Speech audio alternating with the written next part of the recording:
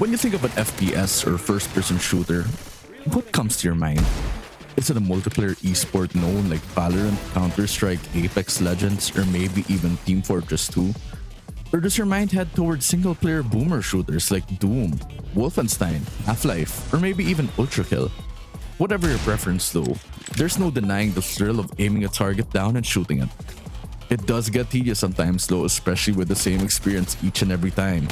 But what if your FPS game turns into a roguelite?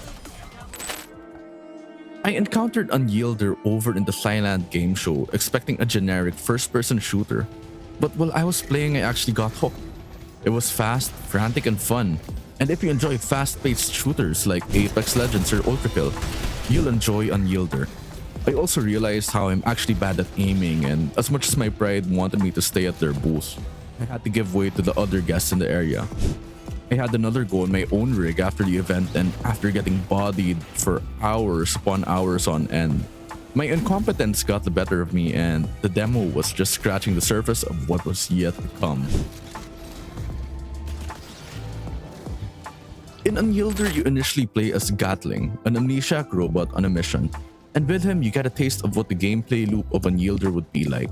You enter a boss arena, you fight its boss, and after that boss fight, you get a weapon and a perk.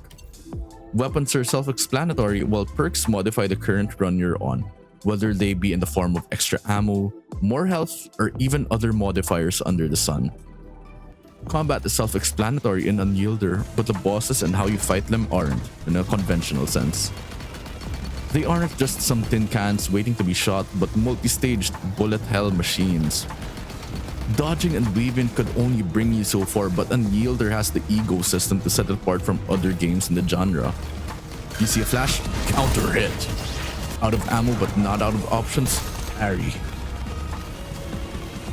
If looter shooters, bullet hells, roguelites, and souls-likes were to conceive a child, one of its offspring would be Unyielder. The fast-paced action of Unyielder had me hooked, and even with my own accuracy issues, it still offers aim assist. Controls are also intuitive if you've played an FPS game on PC with a slide, grappling hook, and melee attack being mappable. On the topic of mobility, if you've ever played Pathfinder and Apex Legends or wanted a first-person Spider-Man experience, Unyielder hits that itch. With a grappling hook, bunny hops, and your infinite slide, distance is nothing but a formality. Why does distance matter in an FPS, you might ask? It's because melee actually matters in this game. You can run out of ammo, but you're never out of options. Counter hit timing shouldn't be hard with the visual cues bosses offer, and if you're used to it from afar, going close and parrying shouldn't be that difficult. With a variety of characters and combat styles available, Unyielder rewards players that put the work in. Each fight is a dance and a unique one at that, and with enough time and effort, each battle will be epic. Admittedly, Unyielder has so much to offer, but the biggest obstacle to all the fun is how hard the game is, especially at first. You're brought into the state of false security thinking the pacing would be similar to the tutorial, but it changes in a heartbeat come the actual fight. All this time, you'd think that the ammo would be easy to come by after throwing it all away, only to realize you have to punch and parry the boss that kept moving just to try and reload. You have to unlock the grappling hook, by the way. There's also the roguelite nature of the game, which may be a bit of a detractor. Throughout my sessions, some weapons felt overpowered, but that was only because it was suited for the boss. But there are some bosses that feel unfair given the current weapons you'd have. You'd think you could hit an aerial enemy from afar with a shotgun. What about a pistol? It's still doable, but this goes in part with how difficult the game is. The visual clutter from all the explosions also get a bit overwhelming, but to be fair, with the game, this is what you're signing up for. At Enduins Level 1, we'd give an ELO verdict based on the game's difficulty. And after all that's said and done, without a doubt, Unyielder is a high ELO game at its core. While simple in execution and impressive to watch, there's this degree of competency a player needs in order to enjoy it fully.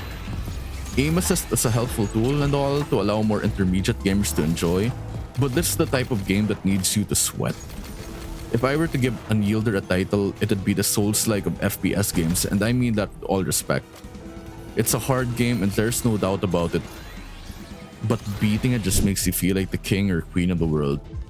Till the next major boss at least. you're looking for an experience with hours upon hours of fun and don't mind putting the work in, Unyielder is the game for you. If you're into movement shooters and want a breather from the same old games, Unyielder is a breath of fresh air offering a different run each time.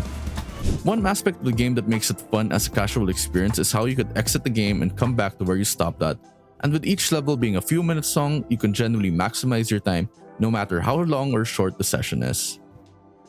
The campaign could be long or it could be short, but the grind is worth it as a movement shooter fan.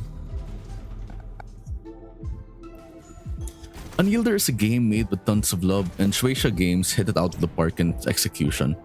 While it did make me feel incompetent as a gamer, it's these types of games that make you want to grind it out. I've only touched the tip of the iceberg on my gameplay so far, but I can't wait to go even further. That melee build is calling to me, and boy, that's going feels so satisfying.